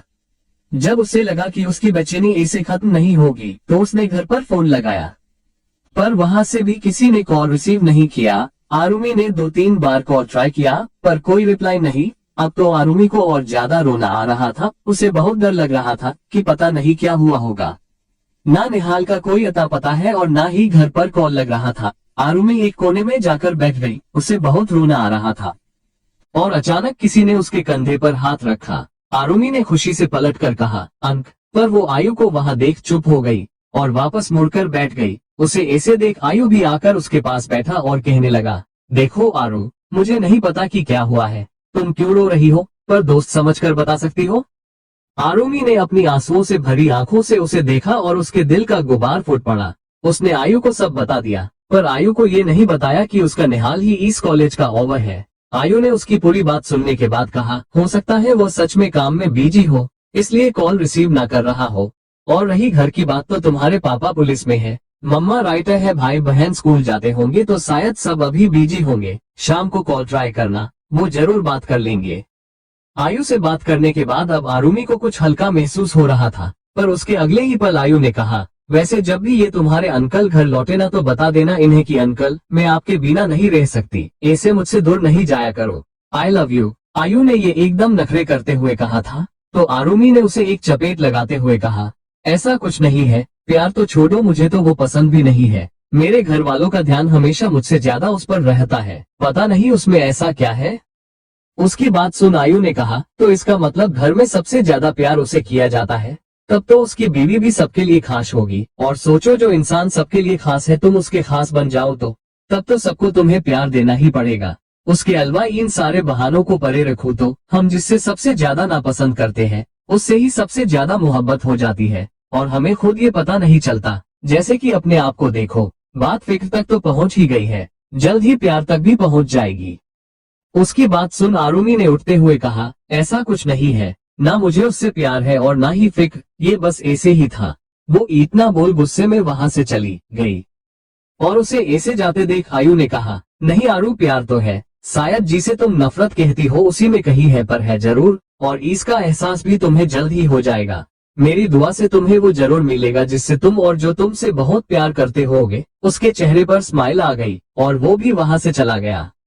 यहाँ आरुमी के दिमाग में अब आयु की कई बातें घूम रही थी। उसने खुद के ही चेहरे पर 3-4 चपेट लगाते हुए कहा, ओहो आरुमी, तुम भी क्या उस पागल आयु की बातों में लगी हुई हो। छोड़ो उसे, वो तो कुछ भी बोलता है, मुझे किसी की कोई फिक्र नहीं है और उन अंकल की तो बिल्कुल नहीं। उस इंसान को मेरी इतनी नहीं पड़ी कि जाने से पहले कम से कम मुझे बता दे, तो मैं क्यों उसके लिए सोचूं। छोड़ो। आरुमी ने यही सब सोचकर अपना दिमाग कहीं और लगाने की कोशिश की और वो पढ़ाई करने लगी। उसका दिन ऐसे ही बीत गया। शाम को भी उसे लेने तथ्य खुद आया। वो तथ्य के साथ घर आ गई और आते ही कमरे में चली गई। वो रात के डिनर के लिए भी नीचे नहीं आई और अपने कमरे में ही रही। मेलिके आंटी और तथ्य दोनों ने उससे बहुत कहा, पर आरुमी ने कुछ नहीं खाया। वो सोने की कोशिश कर रही थी, पर उसे नींद भी कहाँ आ रही थी। वो अपने बेड से उठी और कमरे से बाहर आ गई। उसे कुछ पता नहीं था कि वो कहाँ जा रही है, पर बस उसे चैन नहीं मिल रहा था। और अचानक उसकी नजर निहाल के कमरे पर पड़ी। पता नहीं उसे क्या सूझा, वो दरवाजा खोलकर कमरे में चली गई। ये कमरा बड़ा था, शायद घर का सबसे बड़ा कमरा। कमरे की दीवारें और सब कुछ नेवी ब्लू और व्हाइट कलर में था। ये कमरा जितना बड़ा था उतना ही खूबसूरत। आरुमी अंदर आई और अच्छे से कमरे को देखने लगी। वो पहली बार निहाल के कमरे में आई थी। एक बार पहले भी उसे जब ड्रीम कैचर लगाना था तो उसने वो ड्रीम कैचर और चिप दोनों मेलिके आंटी को दिए थे निहाल के कमरे में लगाने के लिए। उसने देखा एक साइड दीवार पर सारे घर वालों की फोटोज लगी थी, जिसमें सबसे ज्यादा फोटोज उसी की थी, पर आरुमी ने इस बात पर गौर नहीं किया। वो बेड पर बैठी और कुछ सोचते सोचते ही वो बेड पर लेट गई और यहाँ उसे नींद आ भी गई। और सीधा सुबह उसकी आंख खुली, पर जब उसकी आंख खुली वो हैरान थी, उसके पास कोई और भी सो रहा था। चैप्टर 229 सपना था। मसूरी। जब आरुमी की आंख खुली वो हैरान रह गई। उसने महसूस किया कि कोई उसके पास सो रहा है और उस शख्स का हाथ आरुमी की कमर पर था। आरुमी ने डरते हुए अपनी गर्दन घुमाकर देखा तो ये निहाल था। आरुमी उसे देखते ही सारा डर भूल गई और एकदम से उसके ऊपर आ गई और उसकी शर्ट पकड़कर कहा, कहाँ चले गए थे आप। पता है कितनी डर गई थी। ना कोई फोन ना मैसेज, बस ऐसे ही गायब हो गए। एक बार नहीं सोचा कि मैं यहाँ अकेली हूँ? निहाल ने एकदम से रोल किया और आरुमी को अपने नीचे ले आया और खुद उसके ऊपर आ गया। उसने आरुमी के चेहरे को प्यार से देखते हुए कहा, सॉरी बिना बताए जाने के लिए, अब कहीं नहीं जाऊंगा। उसने ये कहा और आरुमी के होंठों को चूमने के लिए उसके चेहरे की तरफ झुकने लगा। और अचानक ही आरुमी की आंख खुल गई। वो एकदम से डर कर उठी, उसके चेहरे पर पसीना था और वो गहरी सांस ले रही थी। उसने नजरें घुमाकर अपने आसपास देखा, वहां उसके अलावा कोई नहीं था और दिन भी अभी नहीं हुआ था। ये सब आरुमी का सपना था। जैसे ही उसे ये महसूस हुआ कि उसने सपना देखा है, उसने एक राहत की सांस ली और उठकर बाथरूम में चली गई। ठंडे पानी से अपना मुंह धोया और आईने में अपने ही अक्ष को देख बात करने लगी। ये कैसे हो सकता है? ये कैसा सपना था भला? ऐसा कैसे हो सकता है? नहीं, ये सब नहीं सोच सकती मैं। वो इंसान जिससे मुझे नफरत थी, जिसकी वजह से कभी मुझे मेरे मम्मी पापा का पूरा प्यार नहीं मिला, मैं उस इंसान के बारे में इतना क्यों सोच रही हूँ? नहीं आरू, तू ये नहीं कर सकती। आरुमी खुद को ही समझा रही थी, पर उसका दिल, ये तो दिल है, इसने कहा किसी की सुनी है जो अब सुनेगा। आरुमी बाहर आए, टाइम देखा तो अभी सिर्फ 4 ही बजे थे। आरुमी कमरे से बाहर आए, देखा तो कोई नहीं था बाहर। वो अपने कमरे में चली गई, रेडी हुई और नीचे चली आई। उसने तथ्य को कॉल किया। तथ्य ने उसे अपना नंबर दिया था। आरुमी ने उसे कॉल करके बुलाया और उसे कॉलेज ले जाने को कहा। वैसे तो तथ्य भी जानता था कि आरुमी निहाल के लिए परेशान थी, पर वो उसे सच बताकर और परेशान नहीं करना चाहता था। वो आरुमी को लेकर कॉलेज गया। जब तथ्य ने उसे खाने के बारे में पूछा तो आरुमी ने कह दिया कि वो कॉलेज कैंटीन से खा लेगी। तथ्य उसे कॉलेज छोड़ वापस घर आ गया और आज का दिन भी आरुमी के लिए कल जैसा ही गया। पर आज बैठे बैठे ही उसने एक फैसला ले लिया और सोच लिया कि वो यही करेगी। पता नहीं उसने क्या सोचा था, पर वो एक मजबूत फैसले के साथ रेडी थी। शाम को फिर उसे लेने गाड़ी आए। आरुमी ने ज्यादा ध्यान नहीं दिया और गाड़ी में बैठ गई। जब वो लोग घर पहुंचे तो ड्राइवर ने कहा, हम पहुंच गए मैम। जैसे ही आरुमी ने ये सुना, उसने एकदम से सिर उठाकर देखा, ये श्लोक था। उसे देख आरुमी की आंखें खुली की खुली रह गई। वो समझ गई कि निहाल भी आ ही चुका होगा। वो बिना कुछ बोले भागकर घर के अंदर गई और यहाँ वहाँ देखने लगी कि कहीं तो उसे निहाल दिख जाए। वो भागते हुए निहाल के कमरे की तरफ गई और दरवाजा खोलने ही वाली थी कि निहाल ने अंदर से दरवाजा खोला, जिस वजह से आरुमी सीधा निहाल के ऊपर ही गिरी। निहाल ने एकदम से उसे पकड़ लिया और आरुमी ने इसी बहाने उसे कसके उसे गले लगा लिया। निहाल ने भी ये महसूस किया कि आरुमी ने उसे कसके गले लगा रखा था। उसने आरुमी को कुछ नहीं कहा, बस उसे अपनी बाहों में भरे खड़ा रहा। कुछ पल इसे ही रुकने के बाद आरुमी ने अपनी आंखें खोली। उसने खुद को निहाल की बाहों में देखा। उसने एकदम से उसे धक्का दिया और उससे अलग हो गई। निहाल हैरानी से उसे देखने लगा, पर आरुमी ने बस छोटा सा सवाल किया, कहाँ गए थे आप? निहाल ने भी उसी तरह कहा, काम था। ये सुनने के बाद आरुमी ने आगे कोई सवाल नहीं किया। वो वहां से अपने कमरे में जाने के लिए मुड़ गई, पर अचानक ही उसे अपना सिर भारी भारी लगने लगा। उसे चक्कर आने लगे। उसने अपना सर पकड़ लिया। निहाल ने भी ये देखा, वो उसकी तरफ बढ़ा। आरुमी गिरने को हुई कि निहाल ने उसे पकड़ लिया। उसने आरुमी के गाल को थपथपाते हुए उसे उठाने की कोशिश की। आरू, क्या हुआ? आंखें खोलो। आरू, आर यू ओके? प्लीज आंखें खोलो। पर आरुमी नहीं उठी तो निहाल ने उसे अपनी बाहों में उठा लिया और उसे अपने ही कमरे में ले जाते हुए जोर से कहा, तथ्य डॉक्टर को कॉल करो जल्दी। जैसे ही सबने निहाल की आवाज सुनी, तथ्य, श्लोक और मेली के आंटी तीनों रूम में आए। उन्होंने देखा कि निहाल आरुमी को बेड पर लेटा रहा था। उसने आरुमी को बेड पर लेटाया और तथ्य की तरफ पलट कर कहा, डॉक्टर को कॉल करो, बुलाओ उन्हें। आरुमी ऐसे बस चलते चलते ही बेहोश हो गई और अब उठ भी नहीं रही है।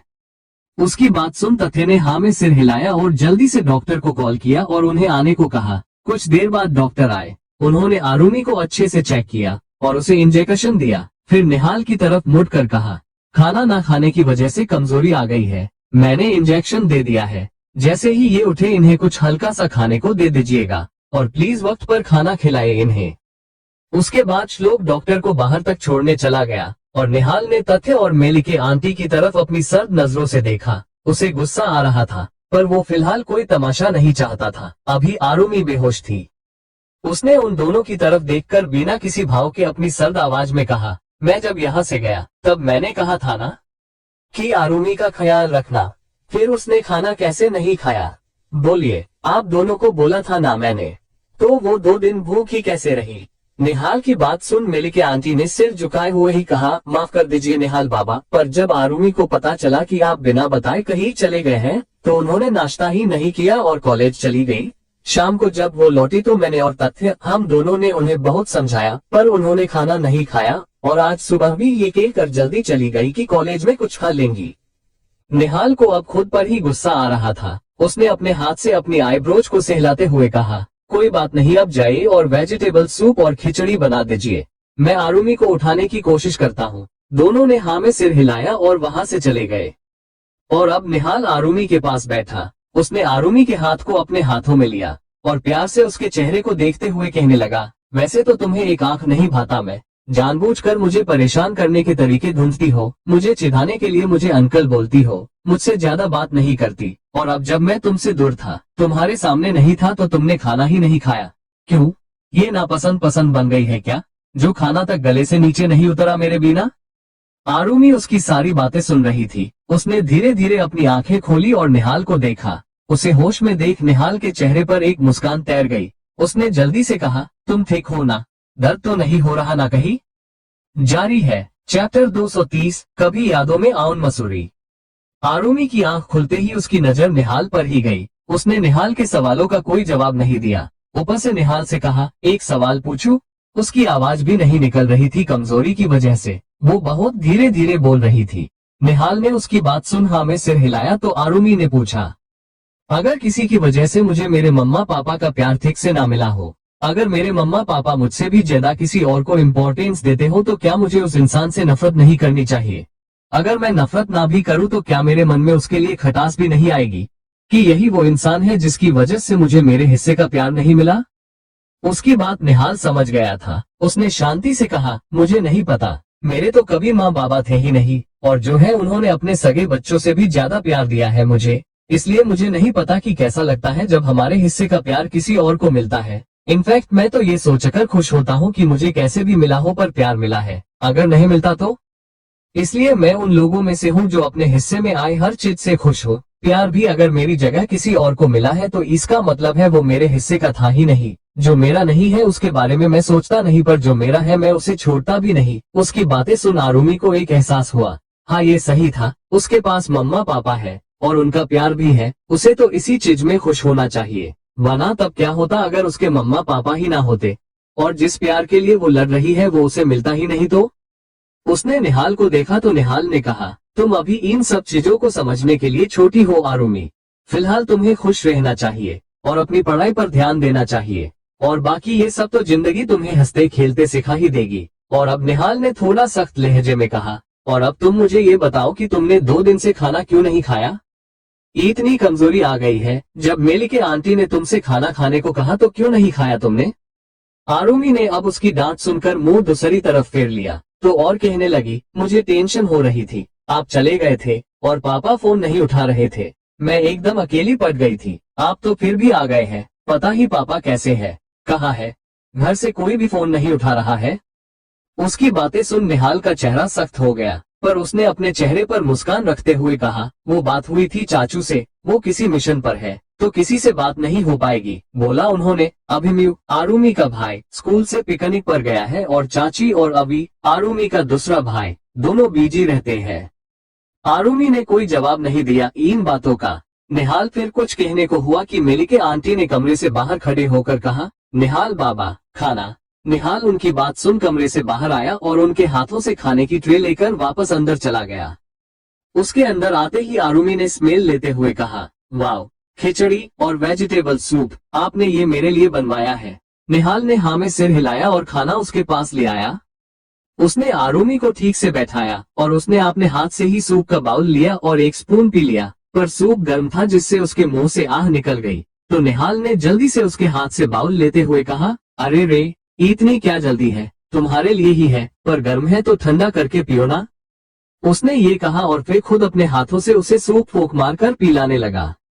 आरुमी की एक ये बात थी कि उसे हेल्दी खाना बहुत पसंद था। क्योंकि वो 7 साल की हुई तब तक कुछ नहीं बोलती थी, इसलिए आर्यन हमेशा उसे ऐसा ही खाना खिलाता था, जिस वजह से उसे आज भी ये सब पसंद था। निहाल ने अपने हाथ से ही उसे खाना खिलाया और उसे सोने को कहा, पर आरुमी को नींद नहीं आ रही थी। तो उसने कहा, मुझे नींद नहीं आ रही। जब भी मुझे नींद नहीं आती थी तो पापा मुझे गाना सुनाते थे। आप भी कोई गाना सुना दो प्लीज। उसकी बात सुन निहाल कुछ सोचने लगा और कुछ पल रुकने के बाद उसने कहा, ओके, तो जो गाना मम्मा मुझे सुनाती थी मैं वही गाना आज तुम्हें सुनाता हूँ, ओके। आरुमी ने उसकी बात सुन हाँ में सिर हिलाया। तो निहाल ने उसे अच्छे से लेटा दिया और ब्लैंकेट ओढ़ाकर गाने शुरू किया। हम कभी यादों में आओ कभी ख्वाबों में आओ, तेरी पलकों के साए में आकर झील मिलाओ, मैं वो खुशबू नहीं जो हवा में खो जाओ, हवा भी चल रही है मगर तू ही नहीं है। फिजा रंगीन बनी है, कहानी कह रही है मुझे जितना भुलाओ, मैं उतना याद आओ कभी यादो। निहाल गाते हुए ही कमरे में टहल रहा था और आरुमी जिसकी आंखें अब भारी भारी हो रही थी वो निहाल को सुन रही थी। निहाल की आवाज सच में अच्छी थी जो उसके मन को सुकून दे रही थी। जो तुम ना मिलते होता ही क्या, ढूंढ लाने को जो तुम ना मिलते होता ही क्या, हार जाने को मेरी अमानत हो तुम, मेरी मोहब्बत हो तुम, तुम्हें कैसे मैं भूलाऊं कभी यादों में। जब निहाल ने गाना खत्म कर आरुमी की तरफ देखा वो सो चुकी थी। उसे देख निहाल के चेहरे पर भी स्माइल आ गई। पर अब प्रॉब्लम ये भी कि आरुमी निहाल के कमरे में ही सोई थी और निहाल को अपने कमरे के अलावा कहीं पर भी नींद नहीं आती थी। Chapter 231 confused Arumi Mussoorie. निहाल आरुमी को परेशान नहीं करना चाहता था इसलिए वो वही उसी कमरे में सोफे पर एक पिलो और ब्लैंकेट लेकर सो गया। अगली सुबह जब आरुमी की आंख खुली तो उसे काफी अच्छा महसूस हो रहा था, कल से बेहतर। वो अभी लेटी हुई ही थी। उसने अपनी करवट बदली कि ऐसे ही उसकी नजर ड्रेसिंग टेबल के सामने खड़े निहाल पर पड़ी। निहाल अपने बाल सेट कर रहा था, शायद वो अभी ही नहाकर निकला था। उसने सिर्फ टॉवल लपेटा हुआ था अपनी कमर पर और उसकी मस्क्यूलर बॉडी पर अब भी पानी की बूंदें चमक रही थी। और उसे ऐसे देख आरुमी ने एक पल को तो कसके अपनी आंखें बंद कर ली, पर कुछ पलों बाद उसने धीरे से अपनी एक आंख खोलकर देखा। निहाल अब भी अपने आप में था। आरुमी उसे एकटक देखने लगी और फिर निहाल क्लॉथ सेट रूम में चला गया और उसके जाते ही आरुमी उठकर बैठ गई। उसने अपने चेहरे को हाथों में लिया और जोर से अपने चेहरे को हिलाया और खुद को ही डांटते हुए कहने लगी, आरु ये क्या कर रही है तू। हाँ मान लिया कि कल उसने जो कहा वो सही है, तेरी नफरत उसके लिए गलत है, पर तू ऐसे उसे नहीं देख सकती। ये कैसी नजरों से देख रही थी तू उसे, ऊपर से उसके कमरे में पूरी रात बिता दी। नहीं नहीं नहीं, ये गलत है। देख तो यहाँ पढ़ने आए हैं, बिजनेस सीखने आए हैं और तुझे उसी पर ध्यान देना है। भूल गई क्या कल क्या सोचा था। उसके बाद आरुमी ने एक गहरी सांस ली और खुद को शांत करते हुए कहा, अभी ठीक से जानती नहीं तो इतनी प्रॉब्लम हो रही है, अगर जान लिया तो क्या होगा। नहीं नहीं नहीं, मैंने फैसला ले लिया है और अब मैं वही करूंगी, बस हाँ वही होगा और कुछ नहीं। वो खुद से ही बातें कर रही थी। उसके बाद आरुमी अपनी जगह से उठी और अपने कमरे में चली गई। जब निहाल रेडी होकर आया तो आरुमी कमरे में नहीं थी। वो समझ गया कि आरुमी शायद उठ गई होगी और अपने कमरे में चली गई हो।